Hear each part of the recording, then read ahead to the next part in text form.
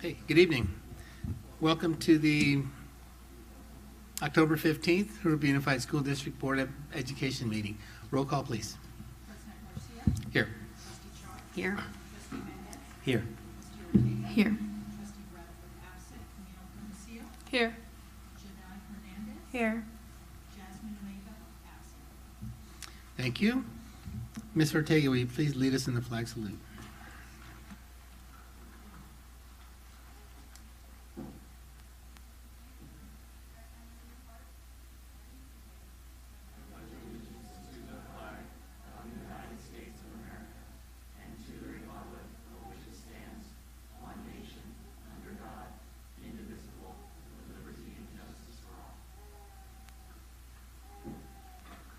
Thank you, Ms. Ortega. Mrs. Chard, will you please give us our inspirational comment tonight? Well, I know for the month of October, it's a difficult month for a lot of people, and you see all the players and the signs for breast cancer awareness. And I think Michelle Obama might have made a quote that did a statement about having courage, and we know a lot of people have to have courage, whether it's during this month or at any other time where we find struggling times for ourselves. You may not always have a comfortable life, and you will not always be able to solve all of the world's problems at once, but don't ever underestimate the importance you can have, because history has shown us that courage can be contagious and hope can take on a life of its own. Thank you, Mrs. Chard. We don't have any reports from closed session. So, I'm sorry, we do. Mrs. Elzig. Thank you. The board voted with a vote of 3-1 to appeal case number RIC 1801174. Thank you. Thank you, Mrs. Elzig. Item number 1A, welcome, introduce candidates for November 6, 2018 Governing Board election. Mr. Ducharme. In case you haven't noticed, there are elections going on. Actually, I think right now, I believe absentee ballots either have or will be mailed out shortly. I don't think I've gotten mine yet. So we have 2 seats on our board that are affected by the election. Trustee Area 1, Robert Garcia is the incumbent, sitting to my right, and Tara Fogliasso is also running. Trustee Area 5, Don Brewer, and Melissa Regal. And we will know in about a month, a little shorter. All right. Thank you. Thank you, Mr. Ducharme. Item 1B, 2018-2019 Student Board Members. Mr. Ducharme. Thank you. It's my pleasure to introduce our student board members today. Why don't we start with you and Patriot High School. For this month, Patriot has many great things planned. Last Friday was our pink out game and it was a blast. The student section was really involved in wearing the color pink to show our support for breast cancer awareness. Last Wednesday was our college and career day for seniors, in which they began their FAFSA applications and college applications. Our fall sports are coming to an end with our girls tennis team and our football team concluding their season. Tomorrow, volleyball will have their first CIF playoff against Chino Hills High School. This week, Patriot will be having our Hispanic Heritage Celebration Month held by Spanish Club. Each day, there will be a different style of attire for students to wear.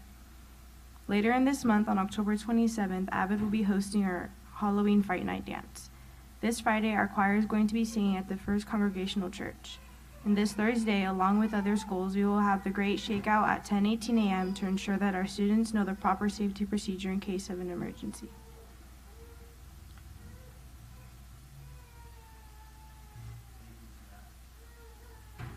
Jedi. Camille, Jurupa Valley High School. Good evening. Recently this month, on October 4th, our Career Center coordinators Vicki Kaler and Jody Wyden, along with Principal Corbin and Superintendent Ducharme, were presented with a recognition where the Student Aid Commission recognized Jurupa Valley High School as a Race to Submit winner for FAFSA. Mrs. Kaler and Mrs. Wyden have done and continue to do an outstanding job with helping students complete their FAFSA application. This past Saturday on October 13th, despite the rainy and cold weather, our JBHS, We Volunteer Club, and National Art Society students, along with other students from the JUSD schools, helped set up and organize the JUSD picnic at Marilua Middle School. It was a great turnout for the JUSD staff and families that enjoyed an evening filled with fun, food, and music and games for children. Moving on to sports, JVHS Jags Fighting for a Cure helped organize the Pink Out game on October 5th. Last week, girls volleyball held their senior night game on Thursday, and also this upcoming Thursday, girls volleyball will play their first round of CIF playoffs at Fontana High School. We wish luck to our Lady Jags. This Wednesday, October 17th, girls tennis will be playing their senior night, and this Friday, October 19th, football, cheer, and band will be having their senior night game at 7 p.m. Last week, our Learning Without Limits assembly took place for 9th and 10th graders. This upcoming Wednesday, 11th and 12th graders will be having their assemblies to make a commitment to strengthen and balance their academic life. For upcoming events, the Fall Cabaret will be this Thursday, October 18th in the evening at 6 p.m. in the theater, which will include acts and performances from both choir and theater students. Also this Thursday, JVHS will be practicing the Great Shakeout Drill at 10:18 a.m. This practice will is being led under the direction of JVHS admin, who will ensure that all students understand the important safety of these drills. Next week, the JVHS ASB will begin the Red Ribbon Week, and on October 24th, Career Center coordinators will be holding the College and Career Fair, where seniors will have the opportunity to finish their FAFSA applications and get help to complete their college applications.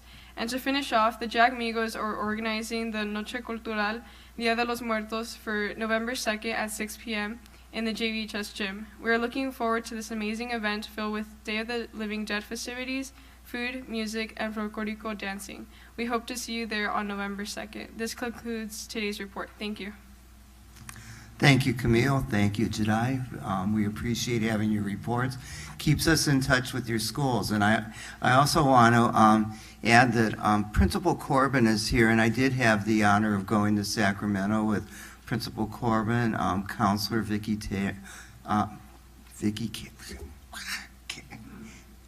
Kaler, I was going to say Taylor, and Jody Whitehead, and it was a recognition of 35 schools in the state.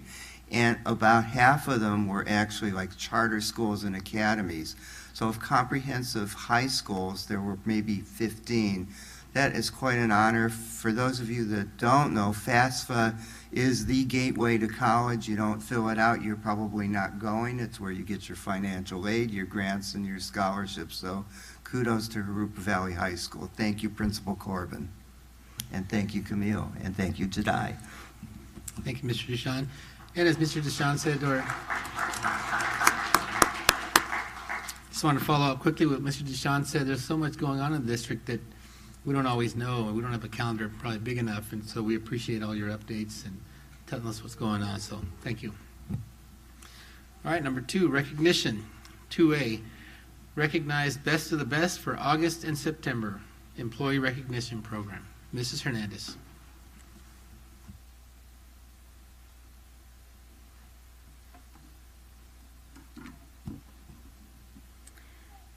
President Garcia, trustees, and Mr. Duchamp, it's an honor to present the Best of the Best winners and honorable mentions for August and September.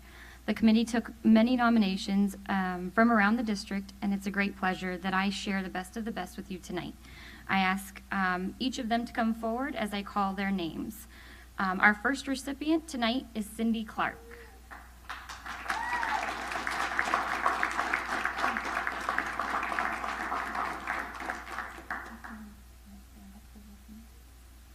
Cindy is a library technician at Jurupa Valley High School. In all of her work, it is clear that Cindy cares and will do whatever is needed to best serve the students of Jurupa Valley High School. She welcomes students and staff to come see her if they need help with Chromebooks, instructional materials, and more. The list is long, right? Cindy is a problem solver and has a reputation of being great with details. She is known to take a look at any plan and quickly find errors or reasons why that plan should be improved. Her straightforward honesty allows for others to get support and what they need when they need it. She's an absolute resource to the students and staff at Jurupa Valley High School. Cindy, thank you for going above and beyond.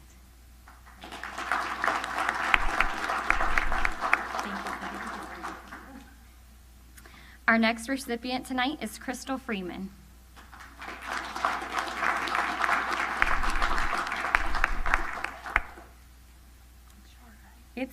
long, Crystal.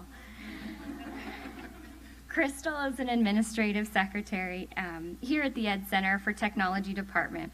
She was nominated for her hard work and dedication. Crystal is known to be quick, professional, and thorough with managing phone calls, field technicians like Vitas, department staff, technical support, and more each and every day.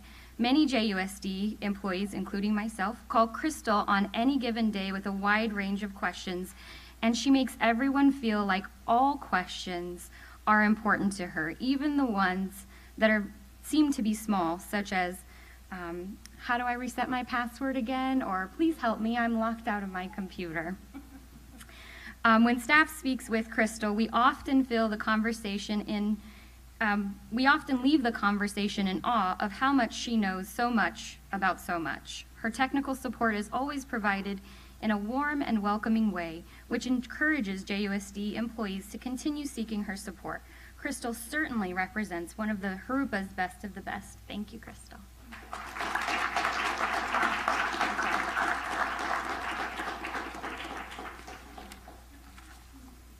Our next recipient is Linda Del Toro.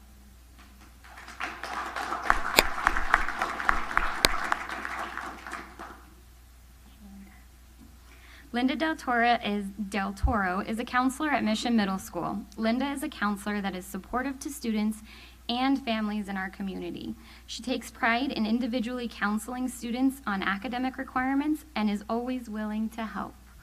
Along with supporting the students at Mission Middle School, she values communicating with parents and providing them with support as well. At times, Linda needs to communicate behavior expectations to students and does this with support that is actually specific to the student and helps them move forward towards positive future interactions. Harupa is fortunate to have a counselor of Linda's caliber working with our students and families. Thank you, Linda, for all that you do.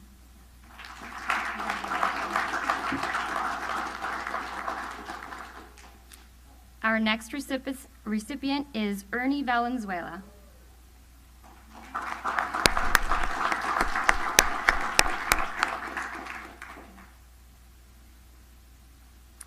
Ernie Valenzuela is a teacher at Miraloma Middle School. Ernie teaches reading and shows his students the importance of literacy. He has been called the student whisperer. His colleagues gave him this admirable nickname due to his passion, energy, and commitment to helping students learn. It's evident through every interaction with students that Ernie believes in empowering students to do their best and that every child can reach their potential. Accountability, responsibility, forgiveness, and kindness are lessons that he teaches and models regularly. Ernie is certainly one of Harupa's finest. Thank you, Ernie.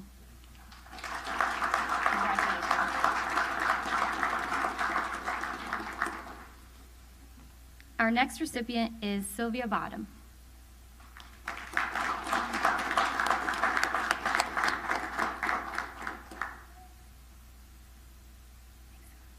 As you well know, Sylvia Bottom is the principal of Glen Avon Elementary.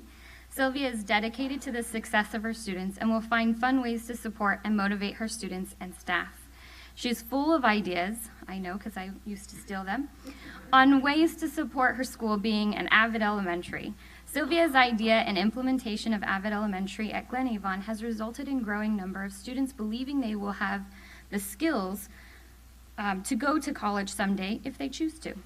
She not only supports building awareness of college in her students, she provides her staff with a professional development and guidance on ways to teach specific skills to students that the students will need. Sylvia takes pride in being part of her students' lives. Most days, she's eating lunch with them at the lunch tables, communicating with them, and building relationships with her students. She wants the best for her students and staff, and can be quite competitive at times if it means she will win for Glen Avon. Right. And if in some way it benefits Glen Avon. Thank you, Sylvia, for being a vital part of Harupa family.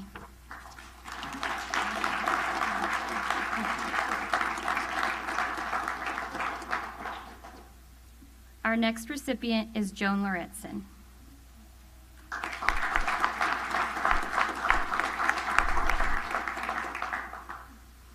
As you all know, Joan Lauritsen is the principal at Mission Bell Elementary. Joan is a well-respected leader and is supportive to her staff. She always has a list of goals to make Mission Bell a better place for students and staff, even though it's already great. She is encouraging and kind to everyone at Mission Bell, and Joan is a great example of a leader with her commitment and dedication to the Jurupa community. Thank you, Ms. Lauritsen, for being one of Jurupa's best of the best.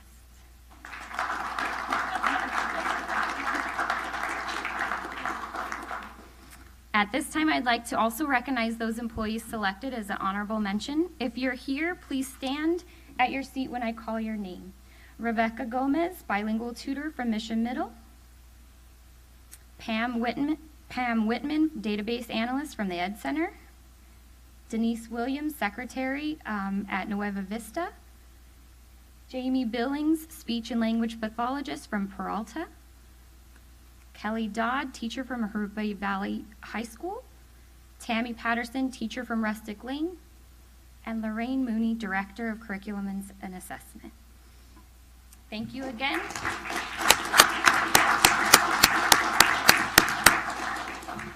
Thank you, Ms. Hernandez. And thank you to all the recipients tonight. And thanks for taking the time to come out to our board meeting to be recognized. And, and thanks for everything you do for our students. Okay, moving on to 2B, Recognize 2018 Employee and Family Picnic Committee. Mr. Duchamp. Thank you, President Garcia. Well, if you, on Saturday, were not at Miraloma Middle School, you missed out. We served 800 people, well, at least 800 plates. One suspected cabinet member and his family went through 8 times, but I won't mention which cabinet member that might have been. You can kind of look and figure that out. And if you saw us husky kids who are athletic, I've already given away half of it, but it was just a great day. The picnic was wonderful, and it was really an example of just fantastic planning, because even though it was a little drizzly out, everybody had absolutely fantastic time. Miraloma was just a great venue to have a picnic because there's lots of covered areas. So people had no problem being under the canopies or between the buildings or in the cafeteria. It was just really a wonderful day. There were even at least one retired Jurupa teacher that came back working for emergency preparedness. So it was great. I want to thank the picnic committee, Mike Bynum. Mike, I know you're here. Mike, actually, Mike, I mean, serving 800 plates in a day is like nothing, right?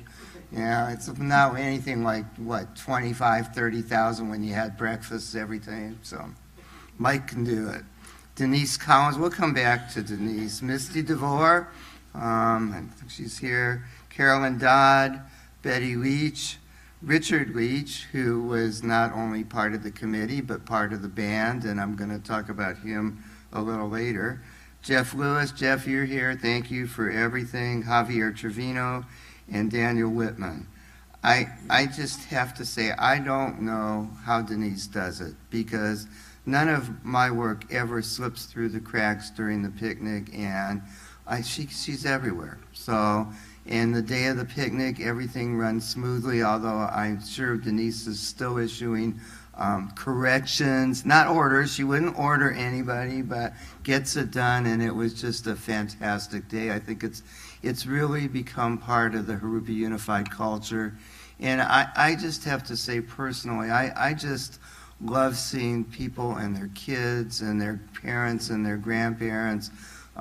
We had one family who's got 4.5 kids, one's in the oven, and the little girl's there. You could tell she's pretty active. She's got a cast on her arm where she broke her elbow, and she comes back about half an hour later just full of mud. She had fallen in the mud. No shoes on.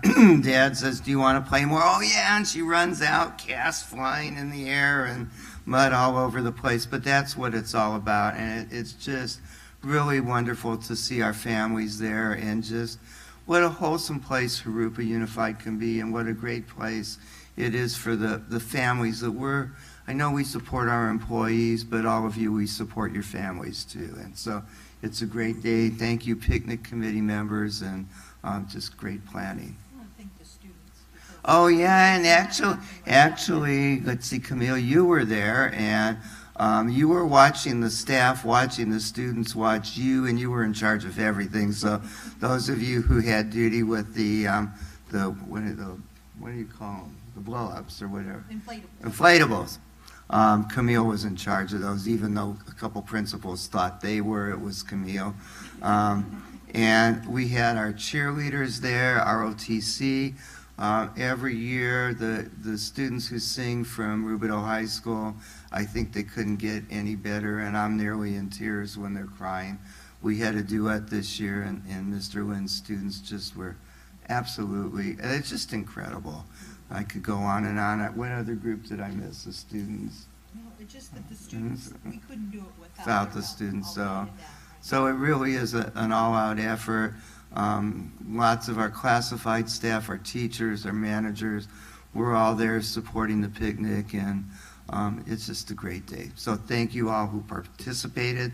Thank you who came. If you didn't come, sorry. See you next year. Thank you, Mr. Duchan, and thank you to the picnic committee, and I'll say a few more words about it in board member comments. Okay, we're on to board member comments. Mrs. Charge, should we start with you tonight? I just have a couple of things I wanted to congratulate our best of the best. It was very hard. I'm on the committee, and it's very hard to choose when we get such high comments that are about the staff that we have, the wonderful teachers and the classified staff. And as Mr. Duchan just said, it takes everybody to make things work, and it's very hard to make a decision. I also want to congratulate, I've been watching in the paper, and I noticed our cross-country and our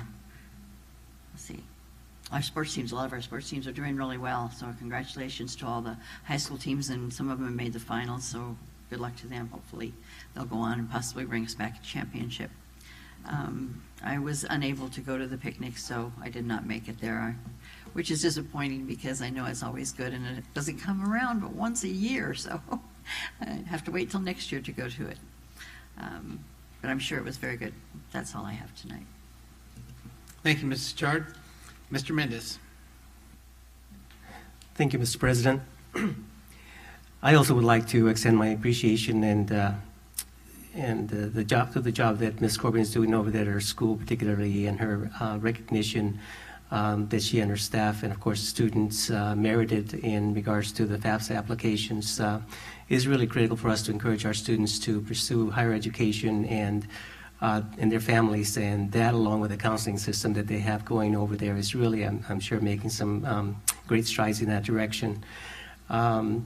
Best of the best. I'm with Linda. I served on that committee as well before. Congratulations to all those that were recognized here this evening. But again, having been on that committee, I know it's a difficult task sometimes to make the decision of selecting one person for each one of the categories that we look at. And just reading the applications that are submitted, the people that are doing such wonderful work each and every day is really, really very valuable and nice to see.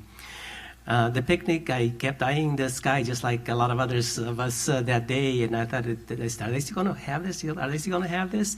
And I get an email from the niece. The picnic's on, so don't let a little rain spoil it. Don't let you think that it's not going on, it's not going to happen. You're going to have fun, or something to that effect. Maybe I didn't get it quite right, but anyway, let me know that it was on, and I was ready for that. So I went out there, and sure enough, it was just as incredible as it always is. And again, my appreciation to everyone that was involved in that, including the students and the staff and the niece and everyone that was out there to do what they do every year. It's always a wonderful place to be, and everybody was having just an awful lot of fun. So thank you to everyone that was involved in that. That's it. All right, thank you, Mr. Mendez. Ms. Ortega.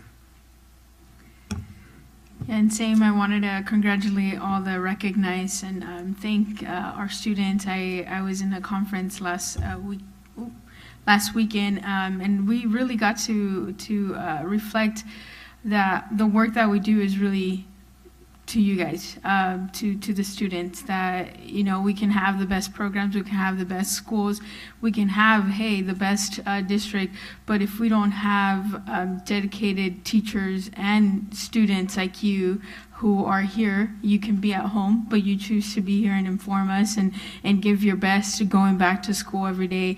I think you all, you know, keep us on our 2 feet and keep us inspired to do what we're doing as well. So thank you again. And also in that conference, the Unity Conference from California Latino School Boards Association, I think every year Assembly Member Jose Medina attends, and it's really nice to see what he's doing also, because he was a board member here in Jurupa.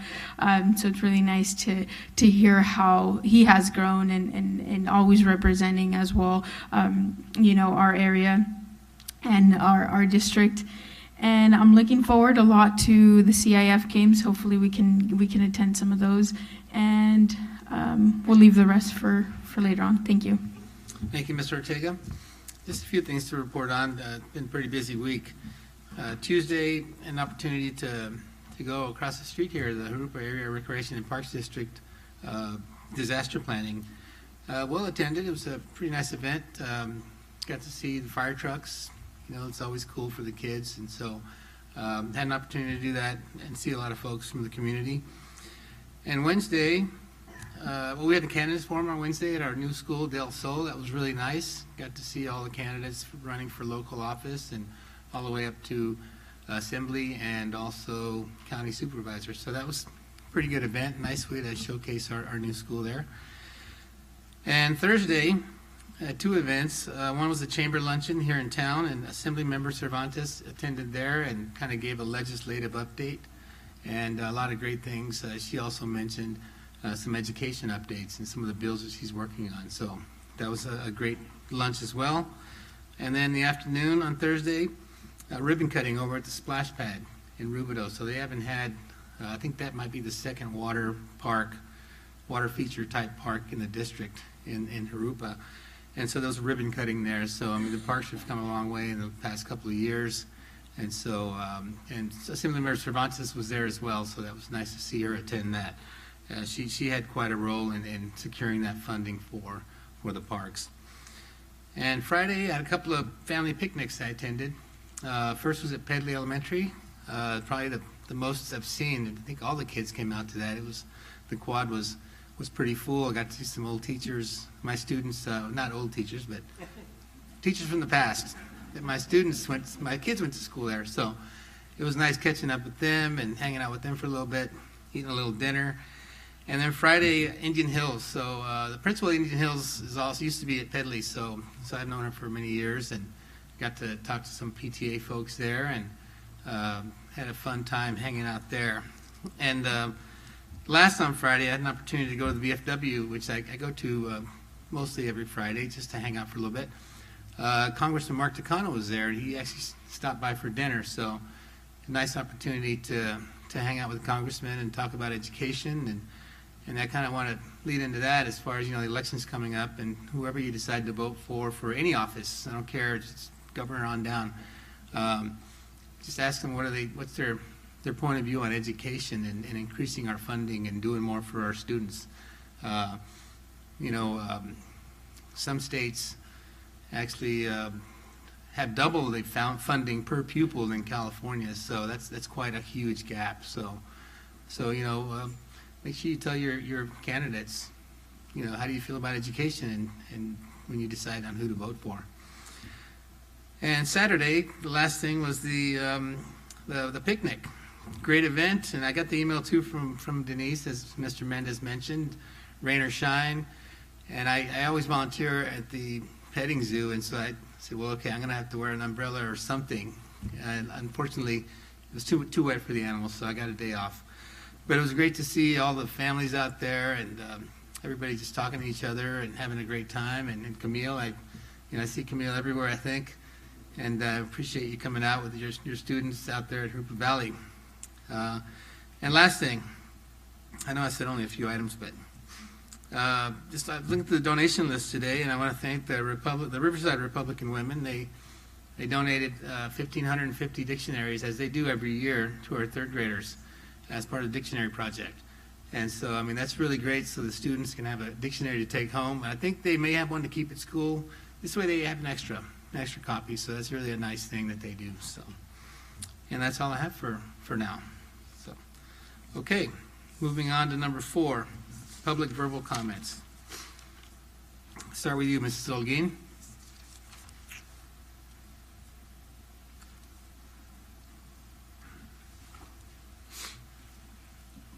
2 weeks ago, I came and said how bad Glen Avon looked and how there just was no morale there because of the way the grounds looked. And I have to say there were 2 men that really heard the message I was giving. Although I invited the board to go, it was these 2 men that did go, and that would be Trent and Dana.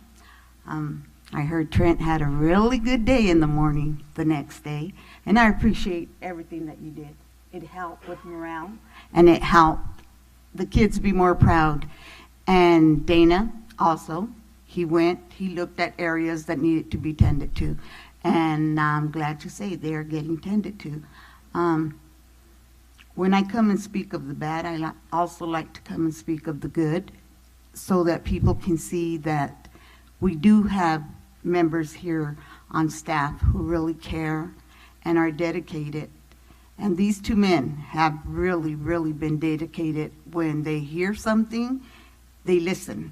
They don't just hear it and it goes in one ear, out the other. They really listen and they care. And you can tell they're both genuine people that speak from the heart and do what has to be done. So I just came to say thank you. Thank you, Mrs. Olguin.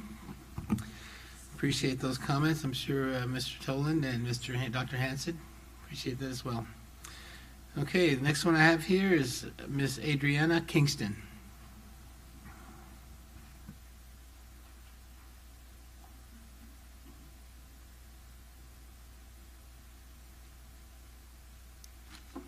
Good evening, President Garcia, trustees, and Mr. Duchamp. My name is Adriana Kingston, and I'm the General Manager of Think Together, the nonprofit provider of after-school programs here in Jurupa Unified School District.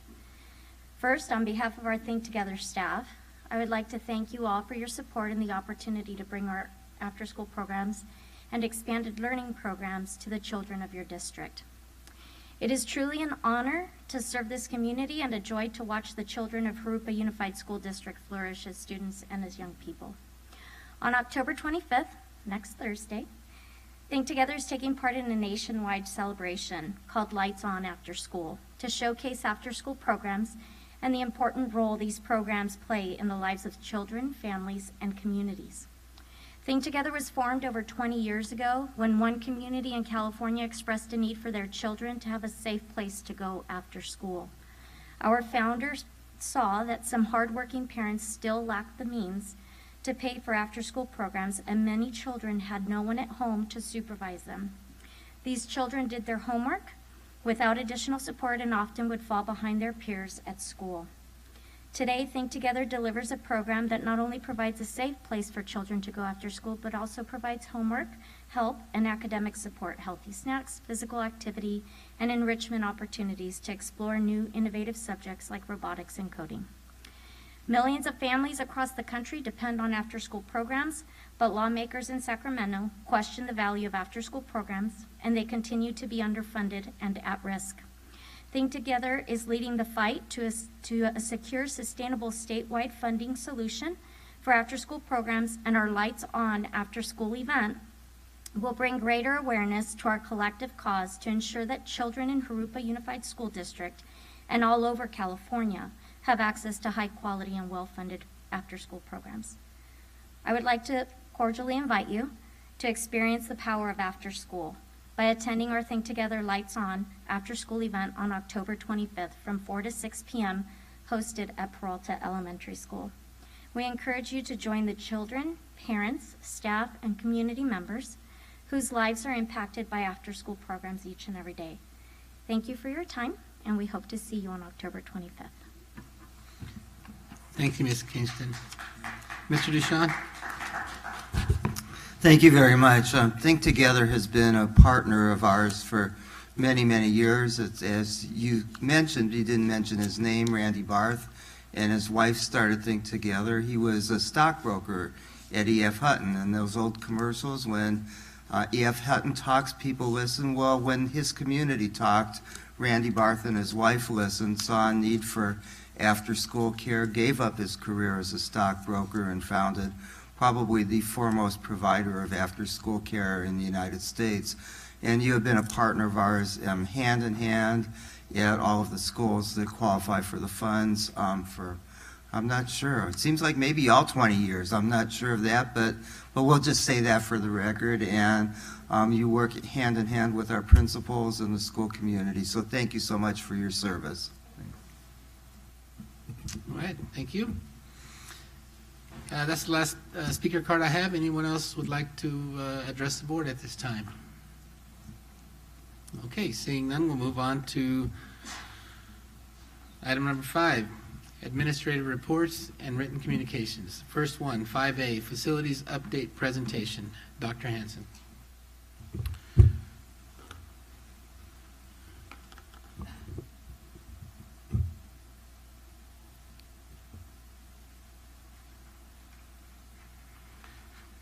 So I'd like to just give an overview of some of the things that have taken place over the last couple months as we came back from our summer recess and started school out.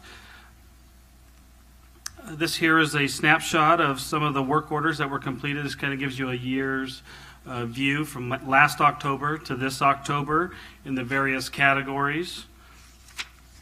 What you can see on the next slide is the increase in completed work orders over the last year. This is a testament to the hard work that our maintenance and our custodial and our grounds workers put in every day to improve our facilities. And you can see that they've had an increase of work, almost a 13%, over 13% increase in work orders completed throughout this last year. Again, I want to highlight some of the projects and accomplishments of our maintenance and our custodial and grounds folks that work tirelessly every day behind the scenes to make sure that our students have adequate facilities and that the teachers are in comfortable environments to be able to teach our students. So this first slide here shows some of the flooring projects that took place throughout the district, and I'll just let you look at those on your own time, and we've labeled each school in some of the areas. Some of the irrigation upgrades that have taken place throughout the district so that we can get better water flow to some of our grounds and so that we can increase or improve our grounds throughout the district. These are some of the other grounds projects that were completed throughout the summer.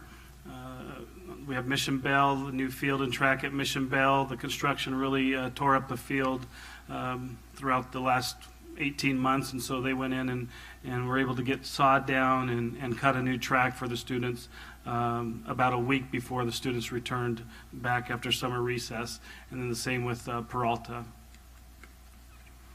Again, they did some upgrades here at some of our kindergarten playground areas to provide comfortable play areas for our students.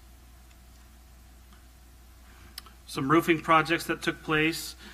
Roofing is always one of those things that we're playing catch up on. You know, when it rains in the winter time, we kind of find out where our issues are, and we try and address those in the off season. So there was a lot of work done from last winter, the rain and moisture that we received last winter. A lot of work was done in this off season to get those roofs repaired and in good working order. And then our asphalt, as you all know, this is a popular space for our students to play in, out in the playground areas, not only in the play apparatus at each school, but also in the blacktop areas. And so we were able to stripe and seal and repave various school sites. So again, just want to give a lot of credit to our maintenance and our grounds and our custodial crews who work very hard every day to improve our school sites, to maintain our school sites.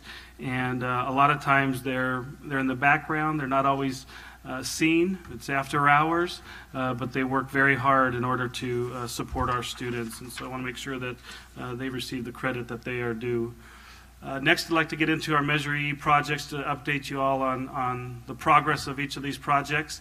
This first slide just gives a list of the many projects that have been completed or in progress utilizing Measure E dollars. So you can see the list there is quite large. It's not just the 4 or 5 schools that we see under construction.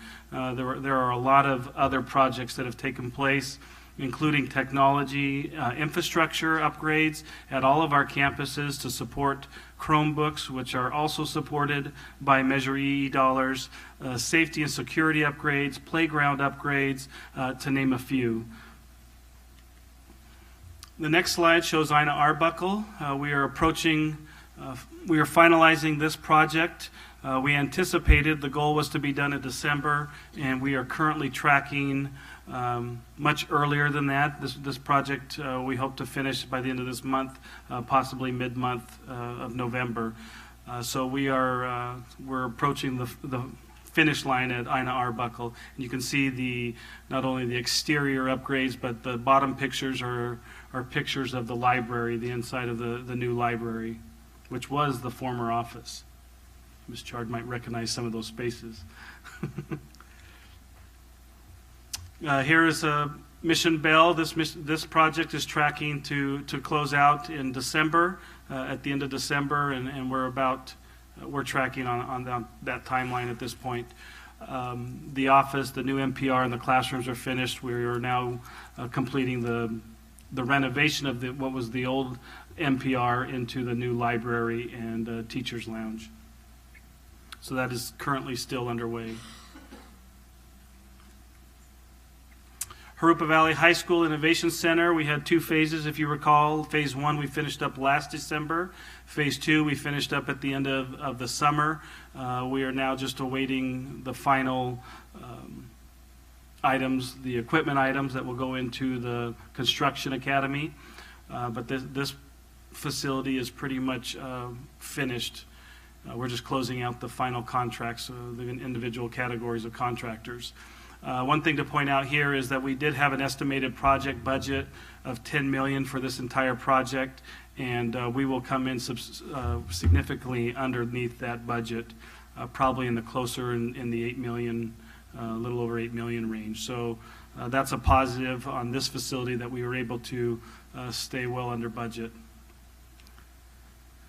Rubidoux High School, again, was slated to finish in December, and we've closed out the 1200, finished the 1200 wing. There's a couple of things that we'll do in the office over Christmas break with new furniture and flooring, but this project or this school is essentially finished. We're just closing out contracts now with our contractors. So again, we're ahead of schedule, and if all goes well, we'll be under budget as well. This is a timeline of where we're at with West Riverside. In fact, tonight one of the items is bringing the bids for West Riverside, so that project will get underway in the next few weeks. But we are excited for that project. That will be a new library, a new office off of 42nd Street, and new classrooms, including kinder classrooms. Glen Avon is also getting very close. We hope to go out and bid that project in the next few weeks to be able to start this project late winter, early spring. So this West Riverside and Glen Avon will be the next 2 major projects to come online over the next couple months. Tross Street, we're also bringing this bid this evening. So Tross Street, the sewer alignment, bringing sewer services from the Sky Country neighborhood to Tross Street Elementary will get underway as well in the next couple of weeks. So we're excited, and I know that faculty and students are all excited for that upgrade. And then our last couple projects, Jurupa Middle is in design phase right now, as well as Troth. So those projects will come on. We'll get into those projects after Glen Avon and West Riverside. In order to get started on Jurupa Middle, we'll need to go out and issue our final series of bonds, and I'll get into that as well. So here's a snapshot of the money. On the left-hand side, the pie chart represents the $144 million Measure E dollars, and then the smaller pie chart represents the first two issuances, the $96 million in issuance A and issuance B of what we've, where we're at currently with those dollars. And so what I'd like you to do is just focus on the small portion, because that's cash in hand, right? Those are the dollars that we have. And so what you can see there is just about 85% of the money from Series A and Series B is accounted for. Either it's been spent paying contracts, or it's encumbered to fulfill or finish off contracts that are currently underway. We have a little bit of money set aside there, that little 1.5%. Typically covers our issuance costs to issue our bonds, and then there's about I think 15% there is the balance, which is left from Series A and Series B, which we will start tapping into with Glen Avon and West Riverside as we start those projects. Then also to mention, we are in the process of preparing to issue Series C, and we anticipate to do that early in the new year, so that we can get those dollars and finish off these next projects and get started on Jurupa Middle. The second to last slide here is just a summary of applications. These are the grants that have been submitted for the projects that we've completed. Everything in green has been submitted, has been approved, and now waits in line for the state to issue Prop 51 dollars. Those dollars, all dollars added up, are just north of 50 million. So obviously we're hoping we get that money. A lot of that will go towards getting finishing up or starting Troth and finishing off Troth and some of the other projects that we'd like to do in the future. So everything in white are pending approval from CDE, from Department of Ed. So they West Riverside and has been submitted, and then Jurupa Middle and Troth Street will be submitted once those are designed and approved through DSA. And then lastly, gives you a snapshot of where those applications fall. So on the new construction side, we have there's 430 applications. You see 430 in parentheses. That's how many applications are in line right now, and then where our applications sit. So out of 430 applications, our Del Sol App 1, our first application, is sitting at about 211, and application 2 is at 265. And the chunk of money that we'll get for Sunny Slope is at 263 out of 430. And then the right-hand side, our modernization dollar grant or grants available, 779 applications. And then I won't list all the bullet points, but you can see where those applications sit in line.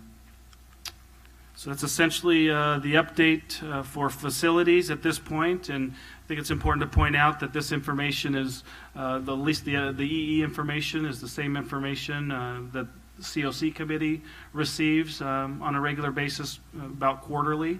The numbers change a little bit, obviously, because we hold the OC meetings at different times, but we always, although we're not required to provide these types of presentations, always provide a presentation to the COC so that they're aware of the progress and where we stand. And I'm open for any questions at this point. Thank you, Dr. Hanson. Any questions, comments? Yes, Mr. President. I'm glad that the Oversight Committee does get presentations and all this information. It definitely helps them to be informed and do their job better as a committee. So thank you for doing that. I've got a couple of questions. One in relation to the state funding support for these. A while back, if I recall correctly, they were not, how shall I word this? They were not distributing that money in a very timely fashion. Has that changed? It hasn't changed. Well, there's two things really. It would come faster and would come in larger chunks of money, almost in the billions. Whereas they've done 2 issuances. Well, they're getting ready to issue, I think, next week. this other issuance, which isn't a lot of money. I think it's in the 4 million or 400 million range. But those are just addressing what's on the current workload list or the unfunded list. Everything that we have is on the kind of like the future list. So the hope is that when the new governor comes in, that he will issue the dollars the way that it's been done in the past, and that will be captured in one of those issuances. We would hope so. Yes. The second question and comment combination, I guess, is that in addition to providing this information to the Citizens Oversight Committee, is this also available on the district's website? I haven't checked to see if it's on there, again, for the public to know how their taxes are being spent, their monies that they've invested in our district. That's a great question. The COC meeting, the presentations after every COC meeting is uploaded to the Planning and Development site under the COC tab, as well as any presentation that we make at the board. Those also will go on our page, so anybody can access that information. Dr. Hanson, thank you. As always, you and your staff are on top of everything. I appreciate it very much. Anybody else? Mrs. Chard? Yes, I just want to comment that I grew up at Ein Arbuckle, and that is not the Ein Arbuckle I grew up at. Believe me, it is just, it's fascinating how these architects can turn the schools into something so modern that is so old and plain. It's like a new school, but I know that the ghosts from the office will be haunting the library down there. Just to walk in there, I mean, it doesn't even look the same. The children and the children that are there didn't, the ones that have been there for 6 years have, or 7 years, or even 8 years, because if they're in Head Start, I think they're just in awe about it. It's like, oh my gosh. And when they go on to the other schools, they're going to go on to Mission and then Rubidoux, and Rubidoux has some changes that has really modernized it, and I've heard people talk about both schools that they just think it's really beautiful, and I'm excited to see some of the others go around and check out the other schools too. So great job. Thank you. And our contractors have been wonderful. When I've been down there, they're so polite. I mean, I'm hearing that from everyone, that the contractors are really, really nice. If there's something going on, or they're making too much noise, and they're asked to, quiet it down or whatever. They're really good about that. So we've been very lucky, I think, to have good contractors and architects too. Thank you. Mr. Ducharme? Thank you, President Garcia. When we went out and campaigned for the bond and even talked about the bond, in my mind always was Ein Arbuckle. I know there's other schools and other projects, and unfortunately, Ina's set back so people can't see it.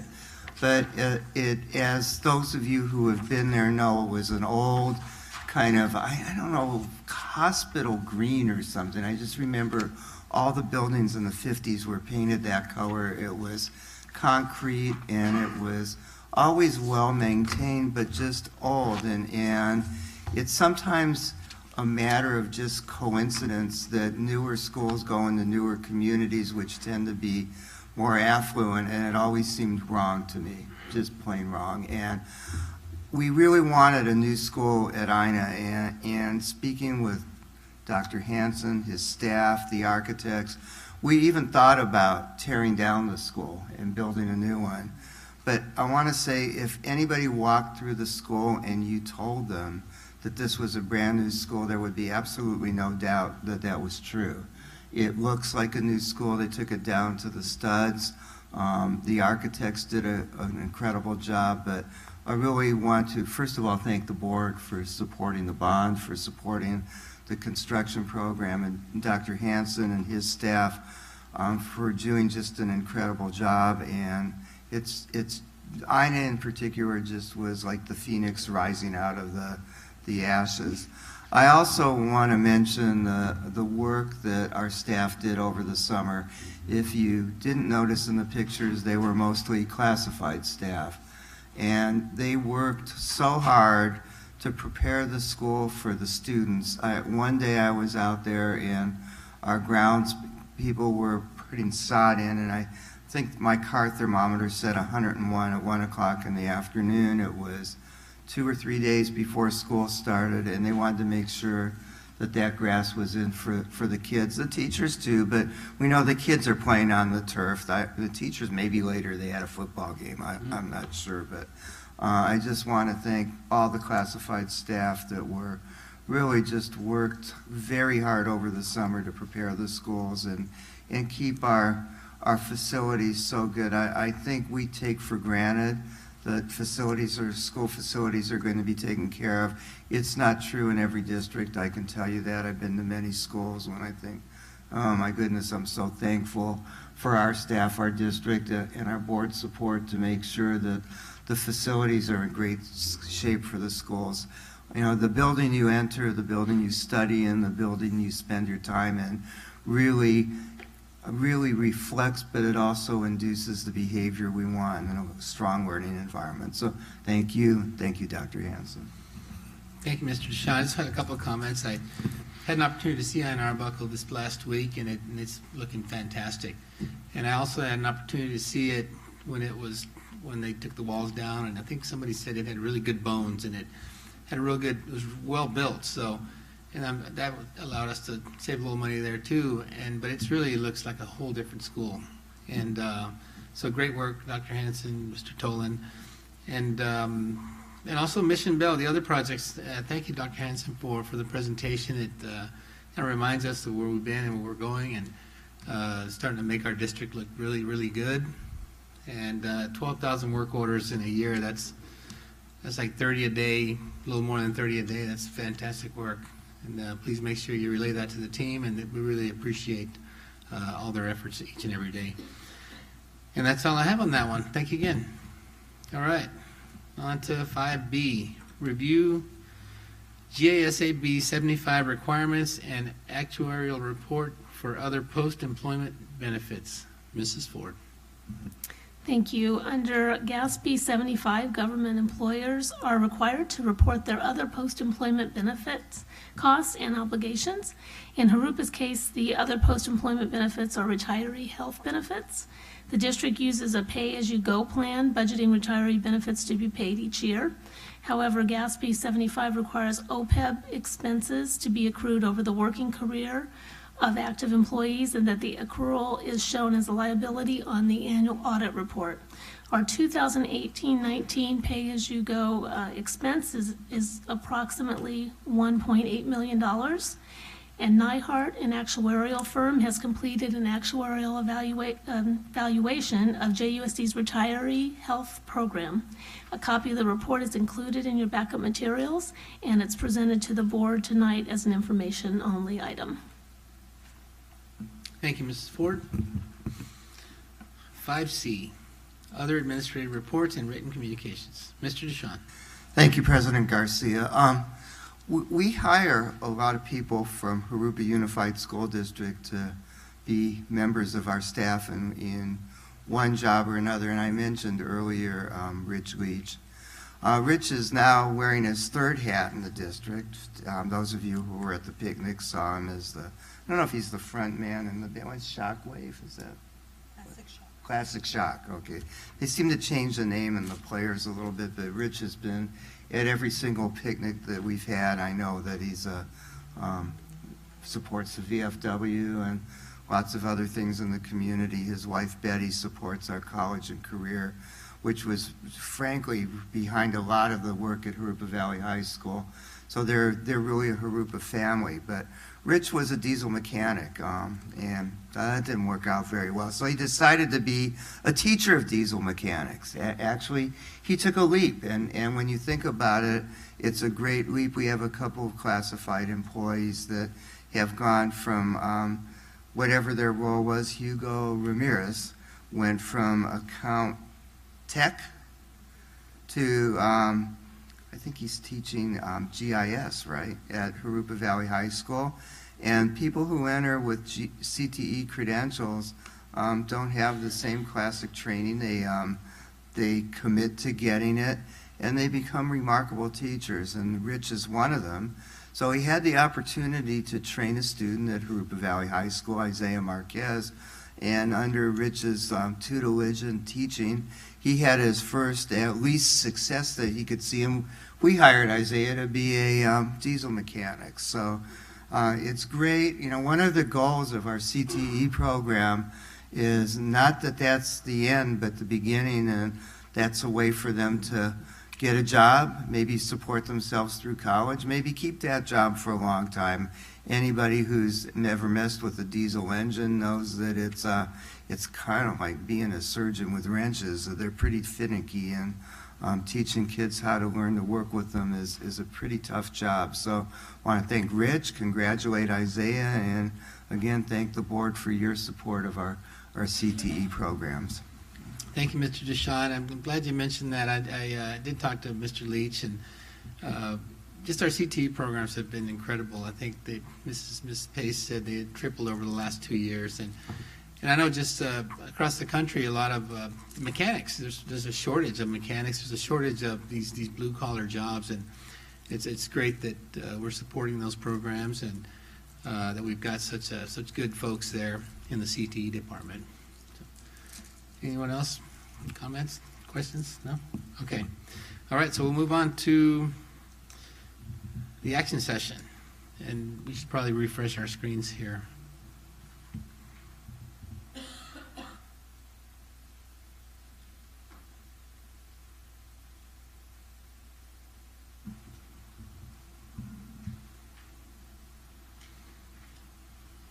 All right, item A, approve and adopt routine action items by consent. Move to approve. Motion by Mr. Mendez, Second. second by Ms. Ortega. Any questions or comments? Okay, we'll call for the vote, please.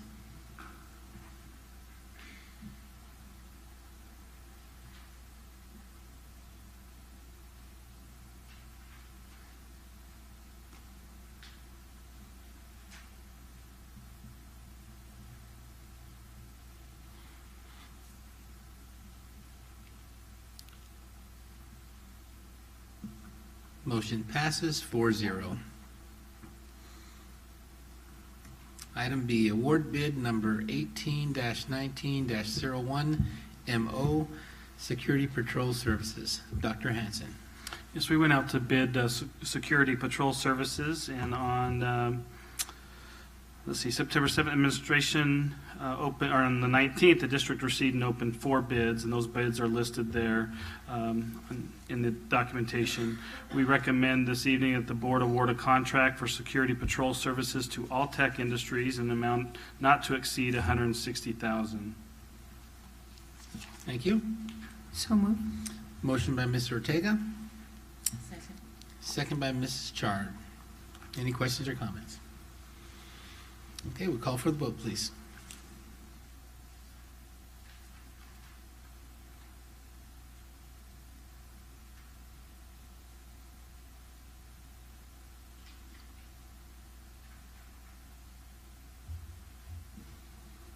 Motion passes 4-0. Item C, award bid number 18-19-03, PD, Troth Street Elementary School Sewer Improvements Project. Dr. Hanson. Yes, on September 10th and 17th, the district solicited bids for the Troth Street Elementary School Sewer Improvement Project. And on the 26th, staff received and opened 7 bids from the advertised category of work. While each individual bid package received by the district was under review, the lowest bidder, Gwinco Construction Engineering, issued a formal request to withdraw their bid due to a clerical error. District staff recommends to accept a letter of withdrawal, release the contractor bid bonds, and award a contract to the next lowest responsive bidder. And a copy of the schedule of all bids received is included in the backup material. So administration recommends this evening that the board accept the withdrawal and release of bid bonds from Gwinco Construction and Engineering and award a contract in the amount of $831,000 to JPI Development Group for the Troth Street sewer project. Move to approve. Second. Motion by Mrs. Chard, second by Mr. Mendez. Any questions or comments? Okay, let's call for the vote, please.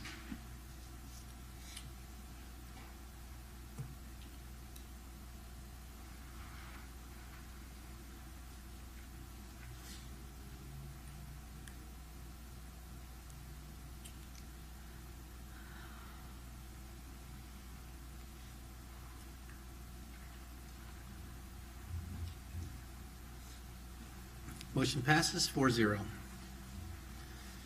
Item D, award bid number 18-19-02 PD, West Riverside Elementary School Additions and Modernization Project. Dr. Hanson. On September 20th, staff received and opened 79 bids from the advertised categories of work for this project. After a careful review of all bid packages received, it was found that the lowest bidders in category 5, 6, 13, and 1, and a listed subcontractor for category 1 were not pre-qualified contractors. Pre-qualification requirements for this project were listed in the notice inviting bids, which was published on the district website and in the Press Enterprise newspaper. After finding that the lowest bidders in the above listed categories did not meet the published pre-qualification requirements, LJ Acoustics, the lowest bidder for category 13, issued a bid protest challenging the pre-qualification requirement under Public Contract Code 20111.6, subsection I-1B, to be pre-qualified as a general builder contractor. The district has determined the decision to uphold the pre-qualification requirements as listed in the statute is in the best interest of the district and recommends the board deem the lowest bidders in the categories listed above as non-responsive bidders. Furthermore, district staff recommends the board deny the bid protest received from LJ Acoustics, and copies of the schedule of all bids received in each category, the notice inviting bids document, and the bid protest and district response are included in the backup materials. Administration recommends this evening that the board deny the bid protest received from LJ and deem Junior Steel Company, Tomahawk Builders, LJ Acoustics, and Crew non-responsive bidders. And then administration further recommends that the board award each category of work to the lowest responsive bidders as listed. Thank you, Dr. Hanson. So moved. Second. Motion by Mr. Mendez, second by Mrs. Chard. Any questions or comments? I sort of have a question and comment. This became quite an ordeal, didn't it? What were the original number of bids that were submitted? 79, I think. Wow. So you worked through all those, and then all these things ensued in terms of, the rest of the things you just got through describing. This is rather unusual, isn't it? With a project this large, there always seems to be, there could be some issues with pre-qualification or certain documents that the contractors do not provide that are required and that are publicized well in advance. And so that's kind of what happened here. All the information was provided well in advance through the bid process, but they neglected to provide those the appropriate documentations. Therefore, we need to deem them as a district non-responsive because it could jeopardize the state grants that are available to us if OPSC deems that we allowed a contractor that was not pre-qualified to do the work. Again, my appreciation to the job that you and your staff do. Really, really valuable. Most of this is done by by Mr. Lewis, so he and his staff do an excellent job assisting us. Well, it's awesome to have people like that on board, isn't it? That's right. Thank you. I have a question. This is on West Riverside, right? Mm-hmm. So this is going to be a different situation than Einar Buckle. We're going to actually build these buildings, right? These are not going to be something we're going in and gutting and redoing, so. It'll be blended. It'll be much more like Mission Bell. So Mission Bell, the NPR was a new build and then a renovation of the office. So we're doing a new build of library, office, and those classrooms. And then the former office or the current office and library will be repurposed into classrooms. Okay. And the old historical building will also become a learning space. So this is a blend of both new construction and modernization of existing buildings. So I'm trying to figure out where this is going to, it's not where the parking lot is now on the back side. It's on 42nd Street. It's on 42nd, I understand that, but it's going to go. So that parking lot will be expanded over to where the old, the child care center was. Right, okay. We'll demo all that out, we'll demo all those buildings, it'll all be along there 42nd Street, coming in off that parking lot, and that parking lot will be enlarged essentially to all the way across. So the buildings are going to go from where the old Quonset hut is, going across all the way that towards the post office. Towards the old building. Right. Okay, got you now. I understand where. Then then they still will have some possibilities of some difficulty with underground plumbing. Is that all included into this too? That's all. Because I know that's older, my dad went there, so. Yeah. We actually, we were running into some issues with the plumbing and the connecting of water services, but Rubidoux Community Services District has been a really good partner and worked really well with us and made some adjustments. We've worked together along with our construction management firm to be able to come up with a really good solution that saves us, the district, a lot of money. So, What is the time frame on this one being finished? it'll be another 18 months. 18 They're all months. right in the 18-month range. From the experience that I had when some of this work was done at West Riverside while I was principal there, there were so many other things that came up where people were digging up like pipes and electrical things that they didn't know existed. They asked for plans to see where some of this stuff was, and I mean, it took a long time to finally work through all that and assure that everything was, properly done. Are you running into any of that with some of these construction sites as well too? Yeah, some of these sites that are really old, it's hard to find the as-built documents. Some of them were hand-drawn, decades ago, where when pipes got, irrigation was rerun or whatever. So portables, we can't find, it took us months to find documentation of one of the portables that was there so that we can remove it for the project. So it is a little complicated from schools that old. No more things with asbestos, though I know that even as recently as, I don't know how long ago, there were still problems with some asbestos in some of our older buildings. So all of that's pretty much gone by now. No, any building was in 1972, I believe, somewhere in that range, has asbestos in it, has lead. So asbestos, the issue with it is when it's disturbed. Right. And so when we go in and do, when we demo these Quonset and these old buildings, there'll have to be abatement done. Okay. And if we touch any of the old buildings and there's any, penetration to certain areas, then there has to be abatement done. But it's all quarantined and sectioned off. Sometimes it's as simple as just putting in a screw and making sure that that's done appropriately. So that's all included. And I would imagine that as you're looking at a project, you're anticipating some of these costs in building, the cost for the projected cost for the project and bidding and all that sort of thing. Yeah, we get those estimates. They change. Right. Right now, it's every season it gets more and more expensive. Escalation is increasing significantly in the construction realm, and so those numbers change. We're not getting as much for our money as 3 or 4 years ago when we were in the planning process, but we're always going to make the most of our money. So, thank you. Thank you, Dr. Hanson. Okay, let's call for the vote, please.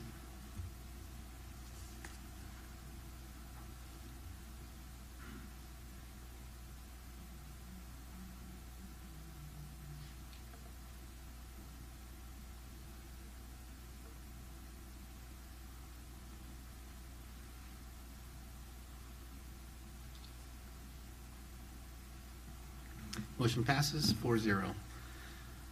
Item E, second reading and adoption of ordinance number 2019/02, ordinance of the Board of Education for the Jurupa Unified School District, acting as the legislative body of Community Facilities District number 14 of the Jurupa Unified School District, authorizing the levy of a special tax.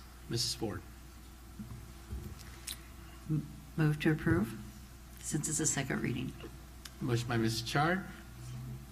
Second. Second by Ms. Ortega. Any questions or comments? Okay, let's call for the vote, please.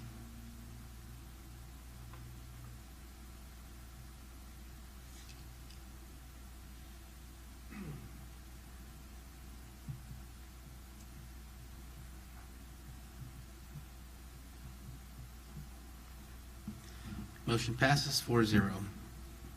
Final item, number F, or letter F, board member committee reports or additional comments. How about we start with you, Ms. Ortega?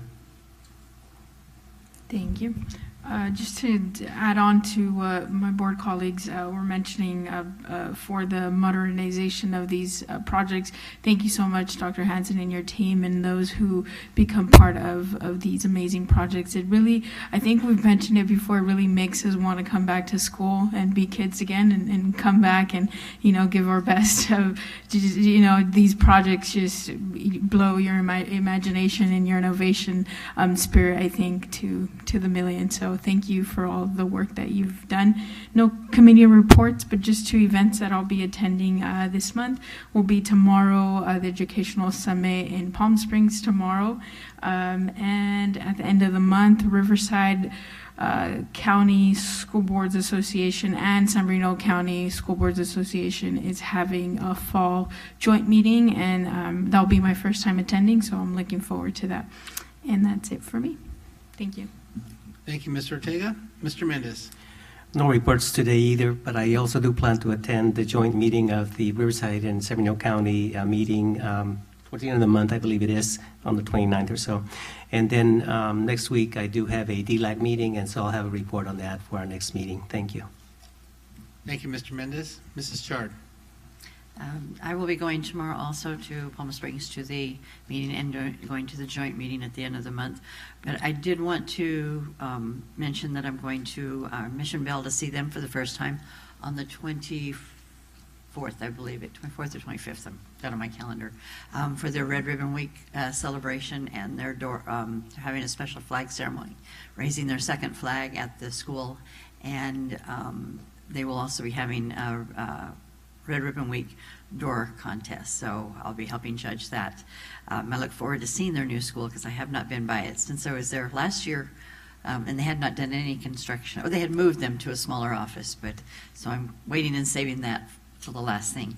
But I did want to comment that when I came on the board, the reason I wanted to get on the board was because I wanted to help get the bond issue passed.